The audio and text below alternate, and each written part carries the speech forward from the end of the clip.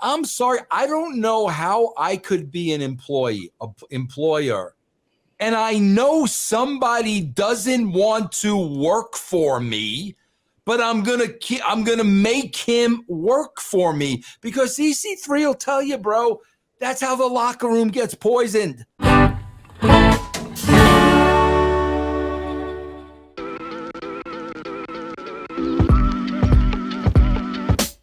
Let's talk about Andrade trying to get fired from AEW. Is he? He had a tweet that said, "I had an issue with him as far as Sammy Guevara. I had an issue with him because he once came to the locker room and complained that we hit him too hard. It's wrestling, solve it in the ring. If I hit hard, hit me hard too. I learned that he came in and that he accused me like a little girl," is what he said. And he's also had, tweets as far as like kind of throwing hints, perhaps, as far as being disinterested or dissatisfied with his AEW run. EC3, another NXT guy, that Andrade. What do you think? What do you think about him? And as far as his AEW, possibly throwing hints out there. These are first. Prefaces all of my professional knowledge and human interaction with talents is what I will go through first. Hell of a guy to me. Good guy. He's been to EC3's NXT parties once or twice. Stand-up gent. Good to hang around with. In-ring, professional, talented, explosive, timing, all that. He's a great worker. I don't know what is happening now, but AEW sounds like a Wild West, and it sounds kind of awesome. It sounds like absolute chaos constantly, and I love chaos. So he's trying to get fired because his run's subpar. I do think with success in wrestling, and I know he's came from a successful background in Lucha to kind of a bad run in NXT to becoming like red hot really quickly to a really great run to like kind of a whatever main roster run to go there. Sometimes that lays on like, what are you doing for yourself to make yourself feel the passion and feel your work matters and you want to try hard short of like, okay, you're paying me money to come here. I will come wrestle and have good matches. Like, sometimes you got to go within yourself to find a reason to make yourself excel and stand out. But you can't in this industry if the person in charge is just throwing money willy-nilly and it doesn't matter. I mean, if you just drop a Brinks truck of money off at my house, say, hey, have this for a couple years. Do I have to try? No, you're great. Mm-hmm. Okay. I mean, will it matter if I try? I mean, no, because my ideas are kind of insane or suck, or I won't listen to yours. Like, you have to find what's in you if you are unhappy with how you're being presented and pushed. And I don't think anybody would have stopped him if he wanted to, like I'm changing everything I do. And I constantly like to evolve what I'm doing. If he showed up to AWTV without telling anybody, without clearing it with the office, with just a different look and a different attitude and different thing, he's like, I want to use this as a song now. I have the rights. They'd probably be like, okay. And then he goes out there and perfects his craft and lives his passion and works his ass off because he's believing in what he's doing and evolving into creatively. If he feels it, if you feel it within, you're going to do better and be prouder. So you can't always blame who's in charge for a run, especially when if they're just paying you money, like that's what you signed up for.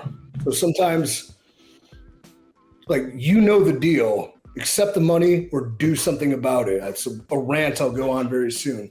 Like, so show up every week, you look the same, you act the same, you sit in the same chair, you complain about the same shit, you do the same thing, you have the same match, and you expect something different. No, that's just not how it works, no matter how freaking good you are. And he's really good. So I don't know if that is personal or what's going on, but the fact somebody complained about getting hit, shut up.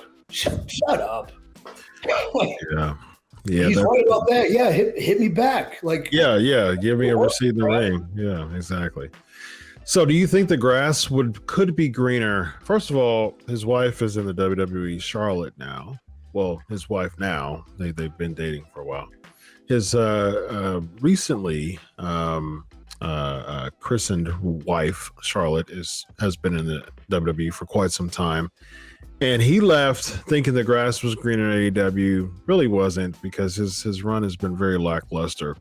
Do you think he may think that the grass could be greener under the Triple H regime? Maybe because he had the great, spot with NXT, but that was kind of lightning in a bottle. And I think we talk about him later. He had the right opponents to work with. Yeah. And he was presented the right way. It doesn't mean it's going to happen again. And if you don't care what you're doing, if you don't want to put it in, you're always going to feel like it's lackluster. And it's just, honestly, I think the best thing for any of these guys is to eat and suffer for a little bit and see what it's like and get it taken away, because only then can you really truly appreciate it, especially if you've been doing it at a very well paid and high level for a long time. You're always here, but like sometimes you got to go down here if you want to go up here. So yeah, it can reinvigorate your passion and your appreciation. The grass will be greener? No, because he's going to go over there with a similar mindset and attitude, and it'll be a nice little honeymoon. Then they'll fall in line, and it'll be the same thing every week. And what is he going to do? Is he coming over there with an itinerary and bags of ideas? Is he coming in there with, can I talk to you, boss? Yeah, sure. What's up? Here's this crazy idea. I'm a racist cop. No, hate it. Yes. But at least I'm throwing stuff at you. Like, no. Wait, what? Maybe, but what if? And now we've created and collaborated, and now we feel some genuine interest in what we're doing because we care about what we do. Yeah. Vince, what do you think about Andrade? I just, bro, I swear, Tony Khan did an interview a week ago or whatever. I lose track because he does 10 a day. But I mean, he basically came out and said, I'm not allowing anybody out of their contracts. Mm-hmm. And bro, I'm sorry. I don't know how I could be an employer. And I know somebody doesn't want to work for me, but I'm gonna make him work for me, because EC3 will tell you, bro, that's how the locker room gets poisoned.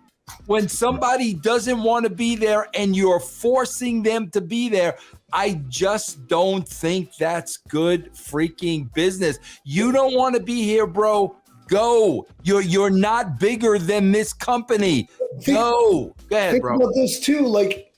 If money mattered, if that was his money, or I invested and I built this thing from the ground up based on my hard work, sweat, toil, and I've offered you this incredible opportunity that's so well paid to do what you love, and you don't want to be here. If money mattered, which it does to 98% of us, he would be gone. You don't want to be here, leave. Good. I don't want you here. I don't want anyone here. Because guess what? For the price of one of you, I can get 7 guys that are just as talented and twice as hungry. So go kick rocks, buddy. But no, money doesn't matter. And it's a curse. Yeah. It's a curse for the company, because they can just outspend bad mistake after bad mistake after bad mistake after poor decision after bad leadership and bad morale. They can just keep paying money because it doesn't matter. But I'll tell you who it matters to. It matters to people out of work.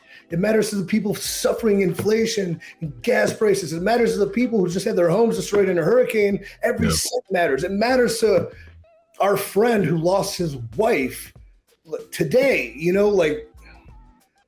It matters to a majority of people, and to imprison somebody and their unhappiness because it doesn't matter that you have the money, then have the pride in yourself that if you don't think I'm a good boss and I'm a good leader, go be miserable somewhere else, because we don't want that here, man. But I don't know. Too. I'm just going off what we're talking about. Speculation. Yeah.